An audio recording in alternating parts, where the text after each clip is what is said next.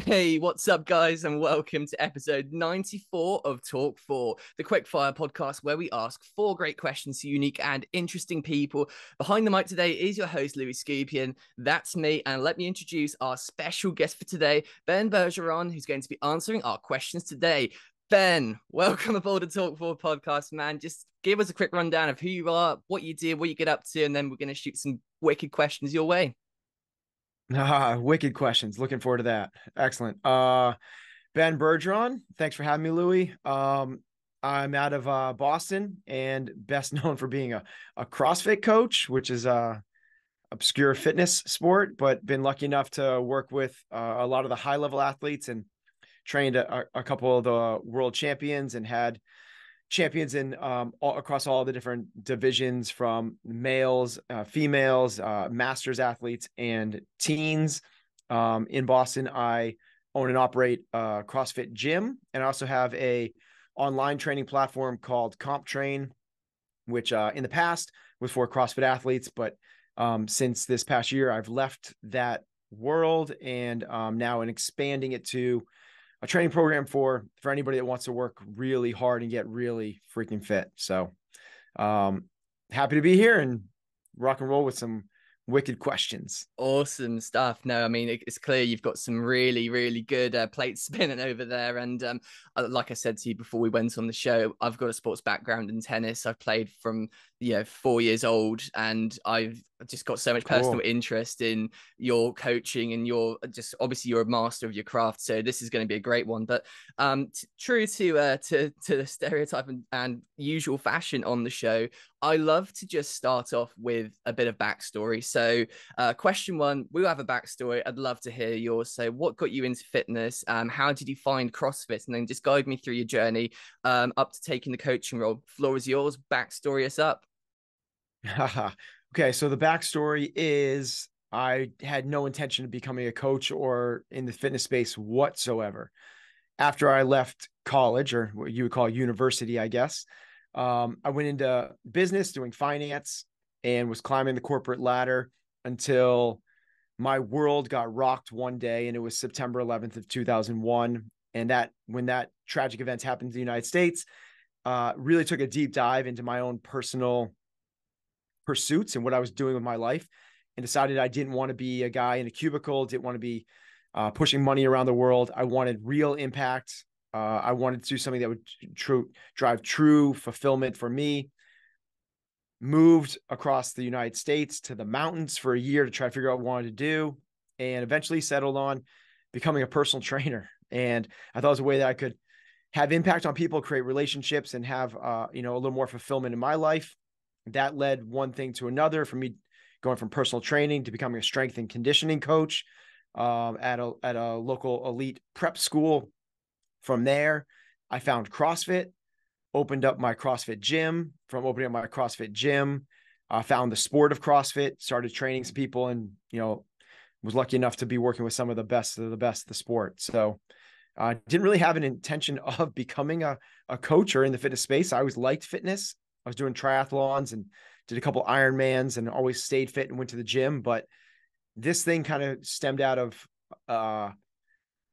the idea of, let's find what feels like play, but looks like work to others. And I'm a big believer that if we do what sets our heart on fire, everything else kind of finds its way. Yeah, absolutely. So true. And that just aligns itself with when you follow something that you're really passionate about, the quality of what you do as well is just out of this world compared to someone who's just doing it for the hell of it. But so obviously, so my understanding of CrossFit and stuff is I've never really kind of looked into it too much. I've always been doing tennis and sports and gym work and everything, and it's felt kind of like a little secluded society that's just come out of almost seemingly nowhere in like the early 2000s, kind of when I was born. So where along the line did you sort of find it, and what's that journey for CrossFit been like, and whereabouts is it now in terms of like how popular it is, would you say? Yeah. So I would say the birth of CrossFit was, you're spot on, Louis, is right around that 2001 to 2003, somewhere in there where, the affiliates started popping up where you could do these in different gyms. I found it in 2005, which was in the midst of my amateur triathlon career. And by 2007, 2 years later, I had opened up my own affiliate. So that was still really early on in the lifespan of CrossFit. There was only a few hundred gyms at that time. There's been as many as 15,000. So I was probably gym about number 500. And then the real kind of explosion of CrossFit happened around 2013 through 2016. That's where it kind of really went exponential. That's where they moved from, that it used to be in basically the CrossFit Games was in someone's backyard. It was in a ranch in California, and then they moved it to the StubHub Center where the LA Galaxy play, and then from there they moved it to Madison, Wisconsin. But yeah, I found it early, and I've been to 15 CrossFit Games World Championships in a row until this past year. It's when I found it. You're spot on. It is a very much a kind of a niche inside of a niche, right? There's this thing of sport. There's this world of sport. Inside that world of sport, there is training, like training for sport. Inside of that, there is training really hard. And training is different than exercising or working out. It's training with a purpose and an intention. So there is people that go and work out. There's people that go and ride bikes and, lift some weights and go and do spin classes or do yoga. That's exercise. Then inside of exercise, there's training, and training is with a goal, a purpose, and intention. That was really reserved for athletes for a very, very, very long time. What CrossFit did was turned fitness into a sport. We're going to see who can fitness. It sounds weird to say, who can fitness the fastest, right? So we're going to take this training methodology, pull-ups and squats and running and rowing and jumping on boxes and throwing medicine balls around. We're going to take that and turn it into a sport. And it's the first thing of its kind. Obstacle course racing and high rocks and things like that have stemmed up since. But when it came about, they created a sport out of it, and it created this, this ravenous like fan base. That's like, if you're in it, you're really, really into it. And then there's this other thing, which is not just the sport of it and the people that compete, but the people that go to these gyms. And that's what I own outside of Boston, is a few of these gyms as well, where people come here, and it's anything from the people that want to compete the sport, but it's also regular soccer moms and dads, or in your neck of the woods, like football moms and dads, and kids and everyone in between. So it's this training methodology that started with, can we create the world's fittest human being, but has since kind of layered down to something that's accessible for all of us.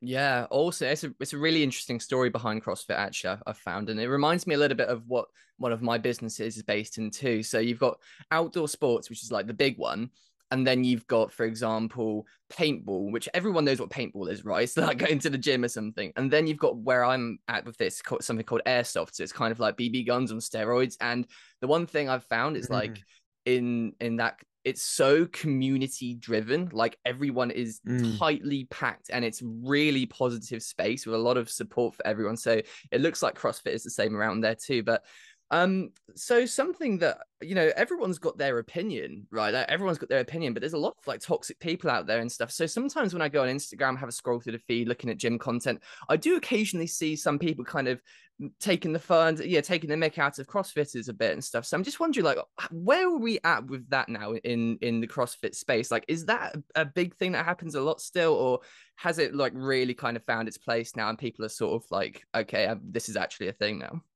What was you saying? Taking the ferns? It's kind of taking the mick out of it, or like kind of, it's a way of kind of saying like taking the piss a bit, but yeah, like there's some videos and some people out there I've seen kind of recently, and they have your opinion and whatnot and stuff, but with anything that's kind of breaking out and kind of having explosive growth, people are always going to have a stab at it and stuff. So are we at a stage now, do you think, in the CrossFit community where that's like not happening anymore, or do you still kind of get some stick for it all? No, you're still going to get but you're going to get it for everything, but it's certainly not as much as it was in the early days. In the early days, it was this really strange, really weird, obscure way to try to get fit. And, it take it for what it's worth, but CrossFit really has revolutionized the fitness space. Like gyms back in the day were this sea of machines, either cardio equipment or all of the isolation things, from the pec deck to the leg extension to calf raises. And now when you look at gyms, there are these open floor spaces with rubber flooring and free weights and rigs. That's from CrossFit. And what CrossFit did was defined what fitness is. And it's really crazy because before I found this training methodology, I was searching for what makes the most sense. I want to be incredibly fit. I was doing Ironman triathlons, and I still felt like something was missing. And when I found CrossFit and understood what it was that they were doing and how they were going about it, the actual methodology, it made it's hard to push up against it. Because before, like, what is fitness? Who's fitter? The guy that can deadlift 1,000 pounds or the guy that can run a 2-hour marathon? And it's like, I don't know. Like, those are two extremely impressive events. But when you realize what fitness is, which is work capacity across broad time and modal domains, you start to create the picture of what it is we're chasing, which is who can do the most amount of work. It's measurable. Work is force times distance. How much weight did you lift? How far did it go? Divided by time. How long did it take you to get there? So now we always have been doing this forever for those individual things, running and weightlifting, who can lift the most, who can run the fastest. But what happens when you put those two things together? What happens when you do a 315-pound deadlift for 15 reps and a 800-meter run 5 times? Who's going to win? Well, the fittest guy is. And this is what we can do with fitness, is turn it from this obscure thing, which stemmed out of the 70s with bodybuilding. And that's where the sea of machines came from, this obscure thing called jogging, which came about in the 70s. Now you have endurance. Those two things by themselves are not fitness. They're not. They're tangential to it, but fitness is your ability to create work. And what we need to do is be able to create work across all domains. If you can only do it in one, you're a specialist, and specialists are incredible, like amazing. I'll never run a 2-hour marathon or deadlift 1,000 pounds. But what happens to each of those people when you give the marathoner a 225-pound bar and say, let's see how many times you can squat it? What happens to the weightlifter when you say, let's do a 5K? Let's see how long it takes you.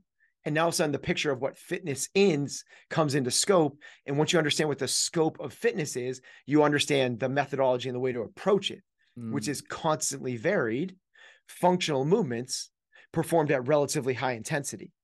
And then you define what those are. Cool. Like, what is a functional movement? A functional movement is one that moves large loads, large distance quickly. They're universal, meaning they're found everywhere on the playing fields and on the job site, and that they are essential. They're necessary. You need to be able to do these as humans. You need to be able to squat. You need to be able to lunge, jump, run, push, pull, climb. You need to be able to do those things as human beings. What you don't need to be able to do is, calf raise, wrist curl, pec deck. Like, those are not things that exist in the real world, especially if you do it standing on a Bosu ball or with a shake weight or something like that.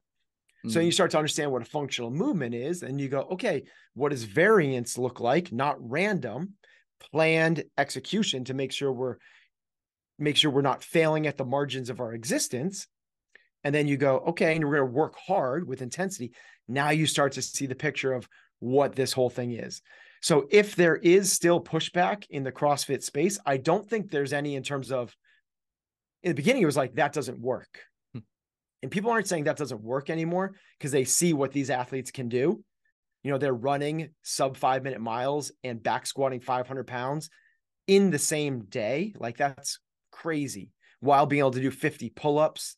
Like, it's just the results are speaking for it. But if there is still pushback, it's because they don't understand what we're chasing after. They go, look at these guys aren't squatting 850 pounds. It's like, right, but that's not the idea behind this. Yeah, I totally get that. And you know, something that you touched on there a bit as well, is just for me, what I see in terms of gym training and everything is that there's like a wall that's between cardio and strength training. And then if you get into the strength training stuff, you've got, okay, leg day today, back day today, arm day today, or whatever it is. And then there's so much like separation between them. But what I've liked to see in CrossFit is that it kind of mashes it into one, in a sense, and it just is very, very effective for building super well-rounded athletes. But kind of going forward, if we dig a little bit more into that backstory, but I'd like to kind of structure this so that maybe you can kind of give us your the kind of the backstory of what you did, but also interlace like some advice into it and tips along the way which worked. So obviously you're an elite level coach, and like you said, you started out as a PT. There's a lot of PTs out there, man. There's a lot. So what do you I mean, you look at you now, yeah, written a book, the people you've worked with, the following, everything. You've clearly at an elite level of this stuff. So what is the backstory of you kind of going from PT to this level of your coaching, and any tips for like PTs potentially listening in to just up their game? Kind of maybe like with some of the things you did. Okay, so the growth journey was, I started as a personal trainer, working with clients one-on-one, and then I just kind of it's not a very sexy story. I just want to keep learning more stuff. And maybe that's the piece of advice, is I just wanted I loved what I was doing. So for me, trying to learn more wasn't work. It was curiosity. I just was incredibly curious about training programs, but even more so, if there was a thing that I think helped me along the path, it was, because what you start to realize really soon as a personal trainer and as a coach, what you have people do obviously creates an impact on their performance, but it's not so much the deciding of what they should do, but creating an environment in which they will actually do the thing. So it ends up being more of a psychological game than a physical one. It's not about whether we should be doing 4 sets of 8 or 3 sets of 10. It's not a matter whether we're doing flat dumbbell bench presses or inclined barbell bench presses. It's not a matter of whether we should be running 2 miles at tempo or 4x800. That's not the thing that's going to move the needle the most for someone. The thing that's going to move the needle the most is compliance, meaning that they show up again tomorrow and they do the thing. So when you start to put it through that prism, the game is a psychological one, not a physiological one.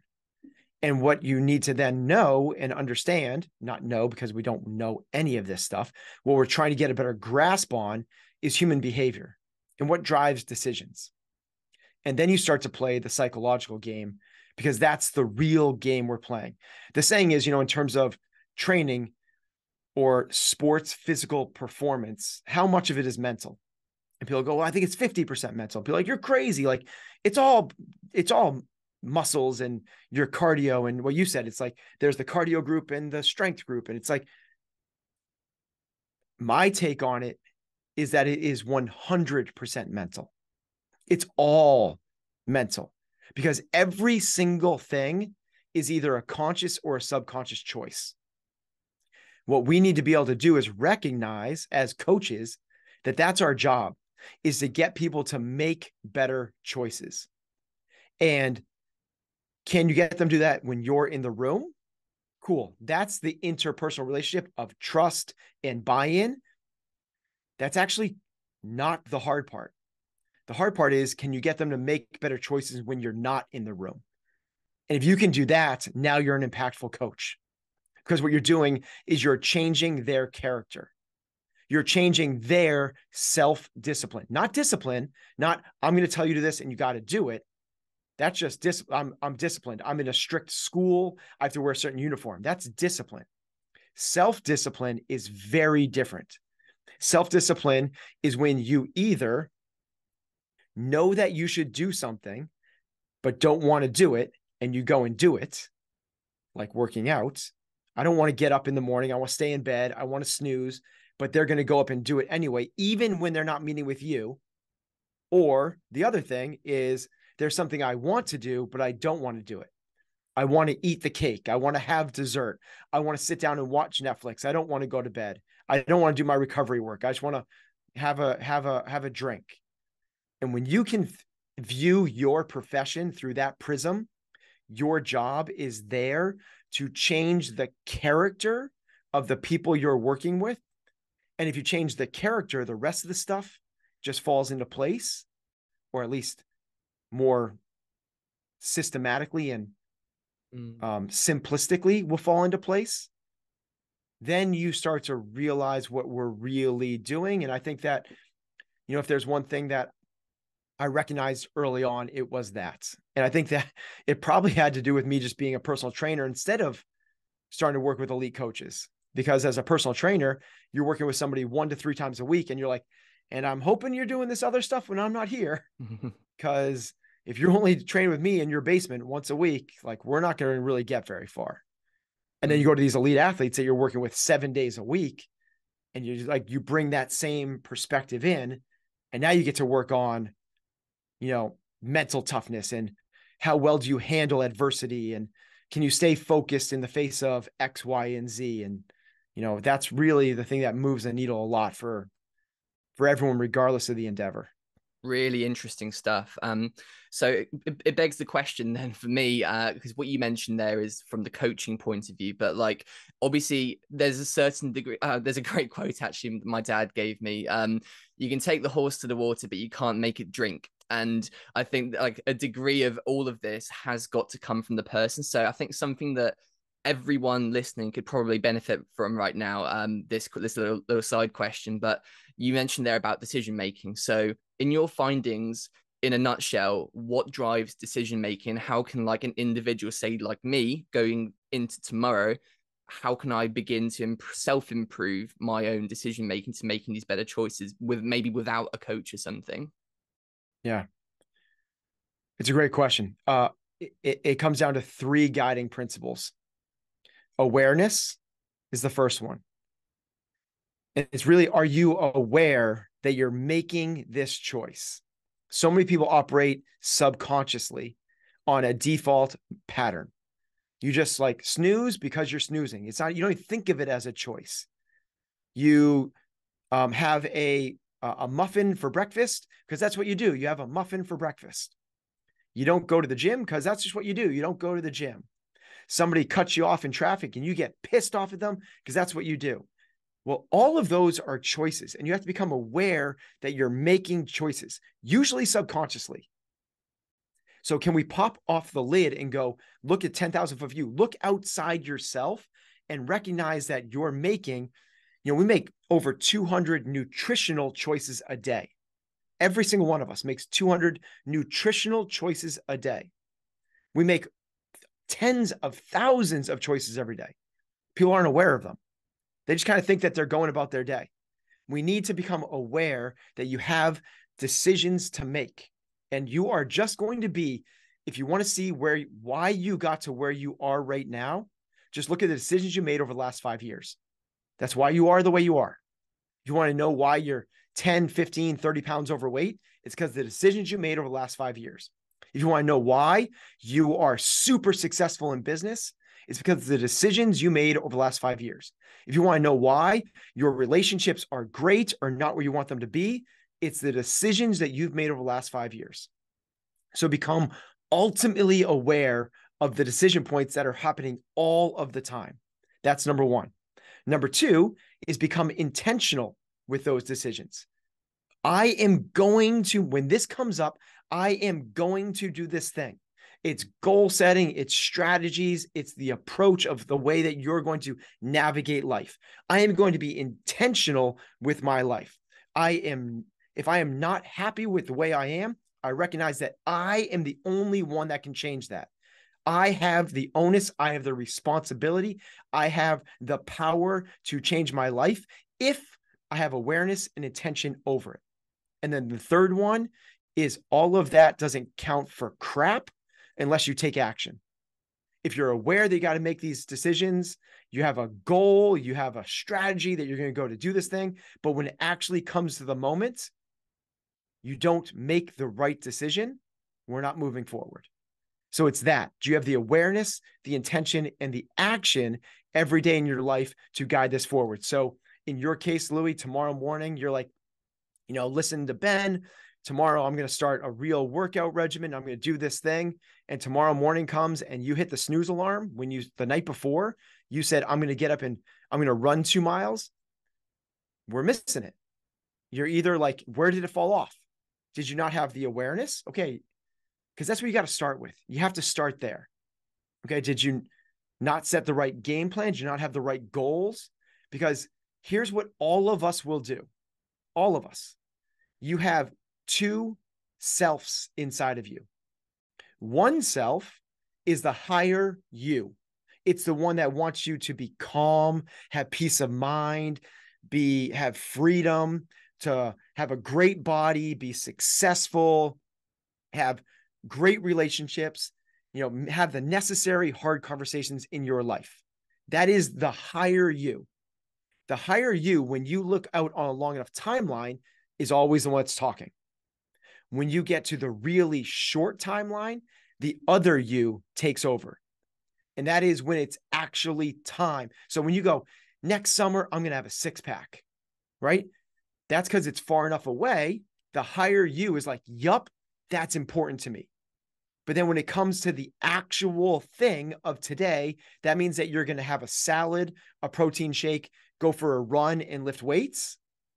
The lower you goes, no, I'm actually just going to scroll through Instagram and watch Netflix.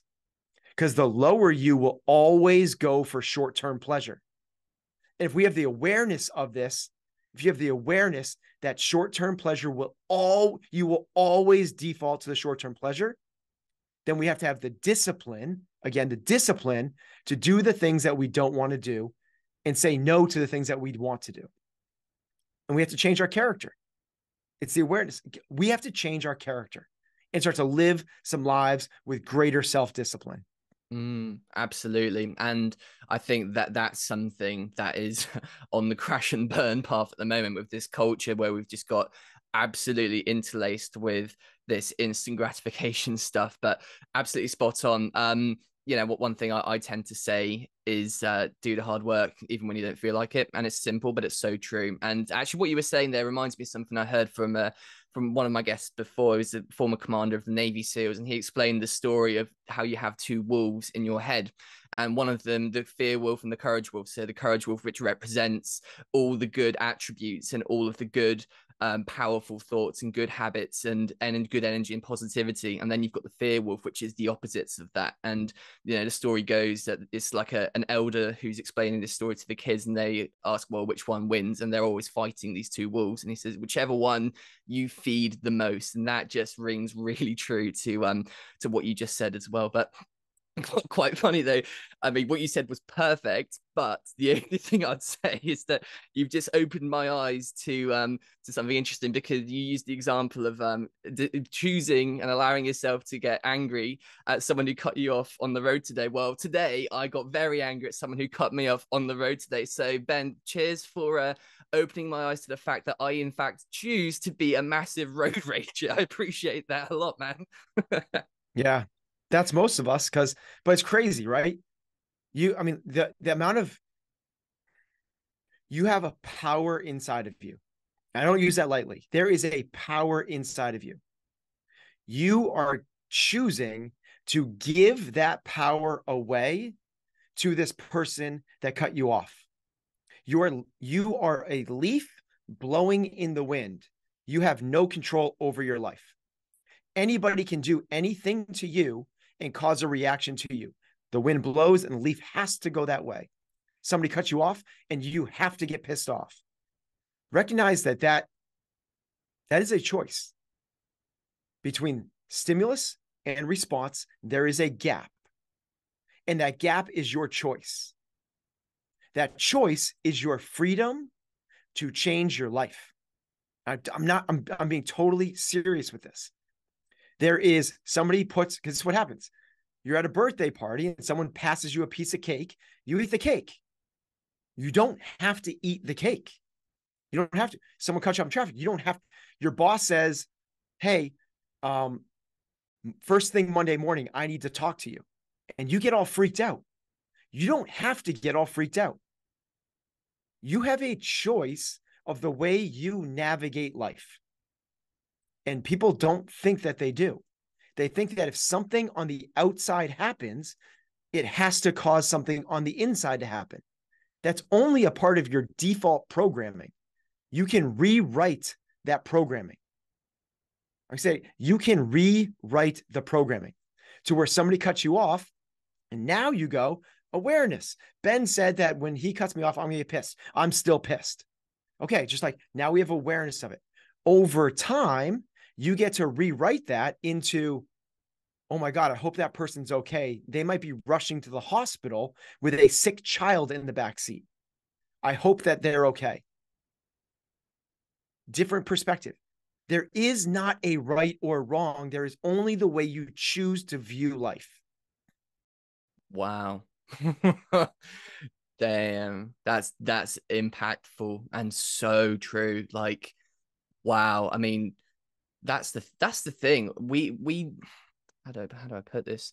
We've all got our strengths and weaknesses, haven't we? And it's all about that self-awareness to be able to recognize these things and lose some of that thick skin as well, which might prevent growth. And I'm sure that's something you see within athletes a lot as well, and in your coaching and stuff, how people, they have to lose like some of that ego a little bit to be able to get to a higher level and stuff, and also be really self-aware. Like, there's no doubt about it. There's things that I do in my life which I'm really good at, and there's things I do as well that I'm not good at. Like, we have weaknesses, and that's why businesses and business owners, they delegate tasks to people who handle these kind of things better. So you have to be aware of it to really get that personal growth. So I think, yeah, what you said there is a mic drop. I'm gonna be clipping that. That's really good, and something definitely to live by and go about that. So hopefully for a few people that's going to make that difference too. But kind of moving on a little bit then. So interesting one. So CrossFit. So people listening, or people who've kind of had a little sort of pitter patter at the idea but never really gone and given it a go or something. If we have a listener right now looking to kind of start something new in their fitness journey, what are some of the do's and don'ts and red flags and things to consider if you're looking to kind of give it a shot? And like, where do you kind of start with it? And also, is there like a typical kind of eye roll rookie mistake that people tend to make coming into it? Yeah, it's all one and the same answer. The rookie mistake, the thing that they shouldn't do, the thing they should have eyes open on, is people think that this is a training program where you go your hardest every single time you work out. And that's what kind of got its thing. Fitness and training used to be about, 3 sets of 10 bench press, and then I'm going to go and go for a 5K jog. What we do when you look at it is like people working so hard, and that certainly it's not that, but it's not that every time. And really, the mechanism, the way this thing works, the number one thing is, if I was to try to change someone's health or body, there's a lot of pieces to it. It's right. It's what they eat. It's make sure they get enough sleep, make sure that they have the right frame of mind, that they're not in toxic relationships. It's that they're lifting weights and they're doing cardio. the number one thing, the thing that triggers all other things to cascade from that is, are you going to the gym and 5 or 6 days? And I mean by the CrossFit gym, because this training methodology is very different than just trying to get bigger biceps or trying to run a faster marathon. Are you doing some sort of mixed modal intensity work with weights, body weight, and cardio? Are you doing that combination 5 or 6 days a week? That's the thing. Now, once you get to this is the thing that people miss when they first start, because they get into a CrossFit gym and there's leaderboards and people are racing each other, and they think that the goal is to go faster and to work as hard as they can. And then they work so hard that psychologically and physically it's beyond their tolerances, and they stop coming. The idea is not how heavy can you lift, how fast can you go. The goal is, can you show up 5 or 6 days a week? And don't work that hard. It sounds weird. You don't need to work that hard. You need to show up 5 or 6 days a week. That's the recipe. It would be the same thing. And this is it's not unique to us at all. It's the same as learning anything new.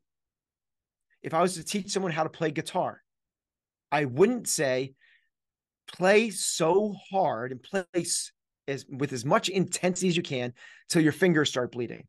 Because once you do that, now you have to take the rest of the week off. You can't play because your fingers are blistered. That's not the way you get better at guitar. The way you get better at guitar is by playing for 30 minutes, 5 days a week. If you play the guitar 30 minutes for 5 days a week, you are going to be better than 90% of the world in 1 year. It's the consistency, not the intensity. The mistake people make is they put the intensity in front of consistency. That is not the way you learn new things. Fitness is learning. It's growth. It's an evolution. You can't force it. Stair step it, not ramp. True. Yeah, I 100%, no doubt about that.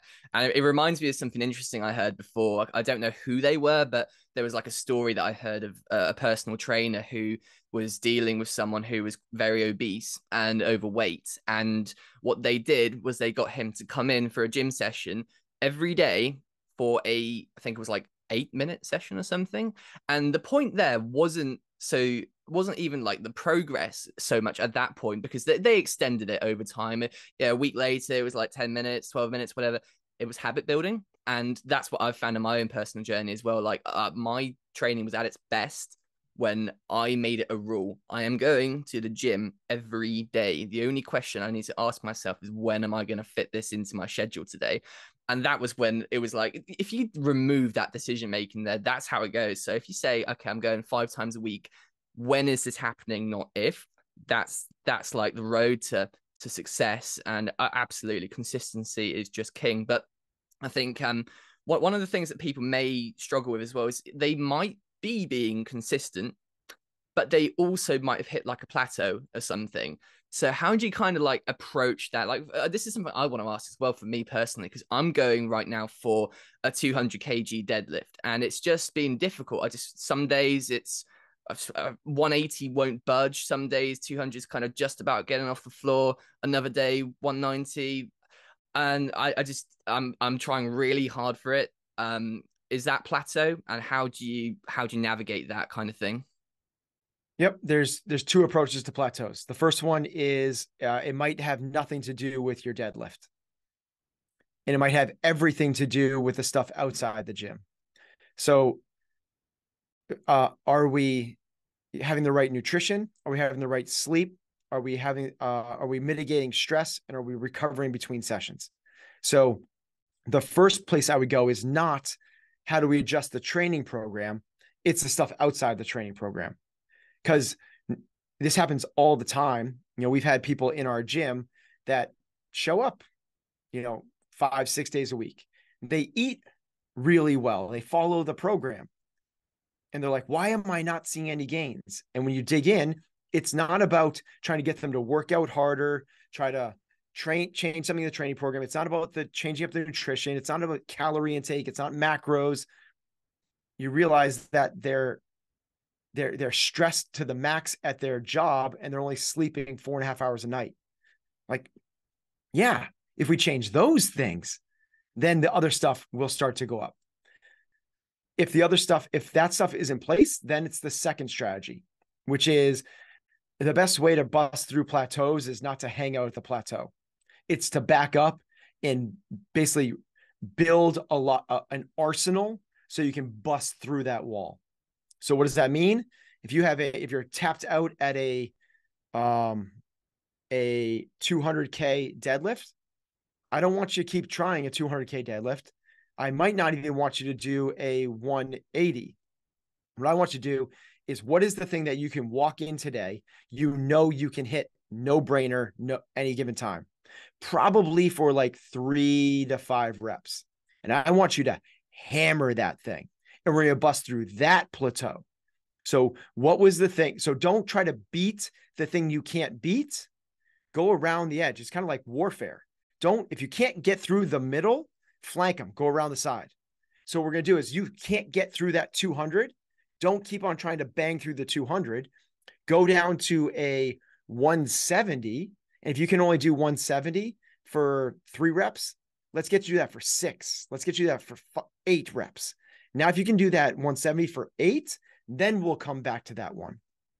Now, sometimes it's the opposite approach, right? Or not the opposite, but just a little bit different, which is, let's back up just a little bit and let's see if we can just kind of play with it's a little different for different athletes. If you're more of an endurance-based athlete, I want you to hang out at the 90% plus. If you're more of a pure, really explosive type athlete, I want you to hang out and try to get more reps. This is like weightlifting type stuff. There's different athletes. I trained a female athlete that won the CrossFit Games twice. If you had her work with rep ranges of 5 or more, it would do nothing to her 1 rep max. Where at other athletes that if you trained them in the 90% plus, it would do nothing to their 1 rep max.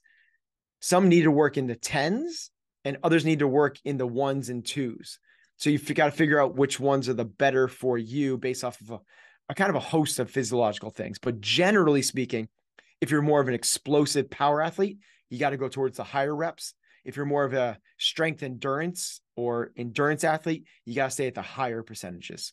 Wicked. Thanks for that. And yeah, probably something I definitely needed to hear as well.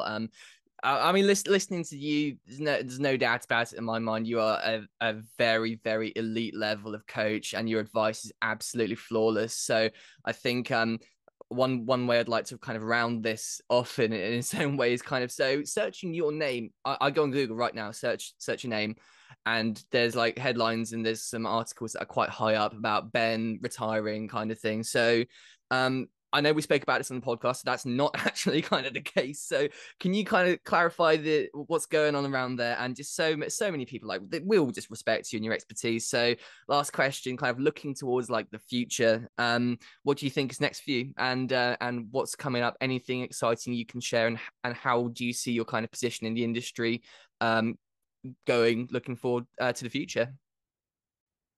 Yeah, I spent the last 15 years of my life committed to trying to get the elite of the elite 0.5% better every single year. And that was an incredible opportunity that I had to be able to work with the pinnacle of athletic performance.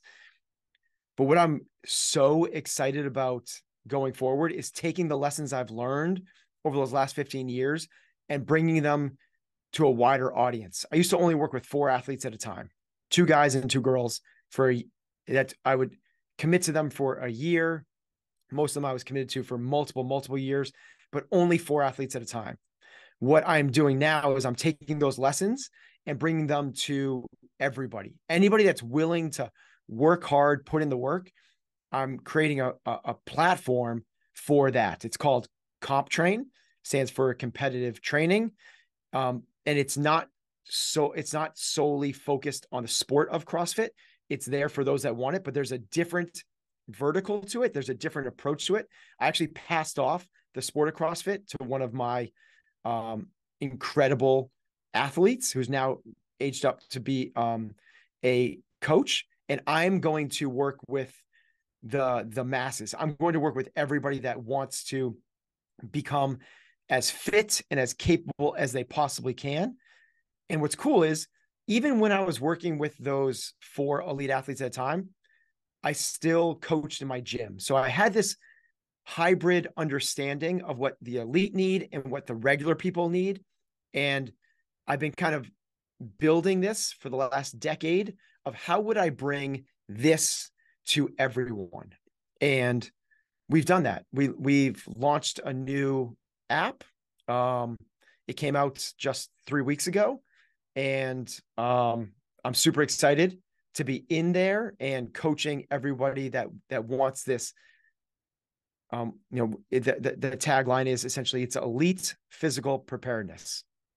So like, physical preparedness is the ability to go and do anything at a really high level, regardless of what that thing is. It's a foundational fitness that you can leap off and go and run a 10K. You could enter a weightlifting competition. You could do a high rocks or a Spartan. You could go and become a Division I football player.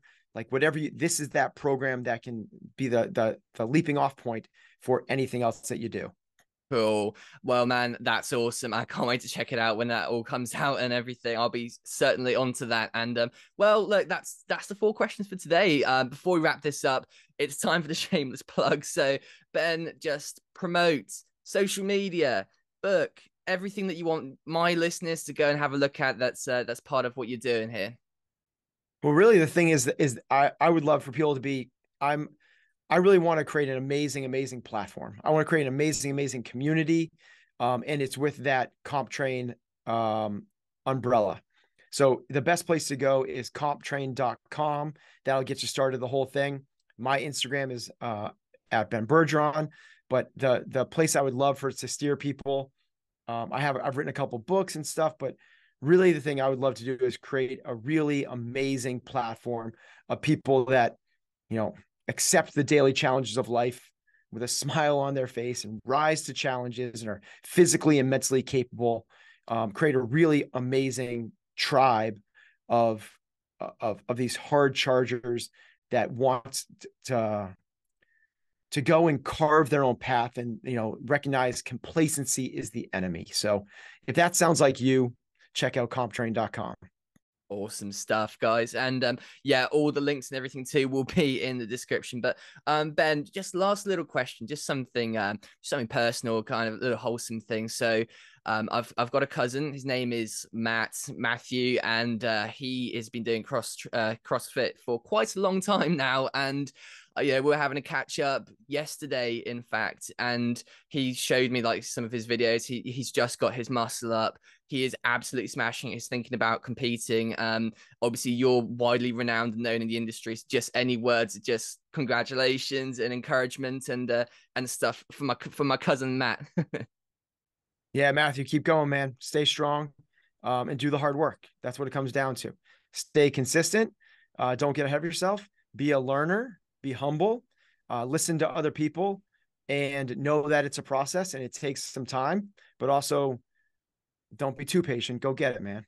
I love it. Great stuff. Well, Ben, thank you so much for joining me today for the Talk4 podcast. Honestly, it's been an absolute pleasure having you on, and I feel graced by listening to your wise words.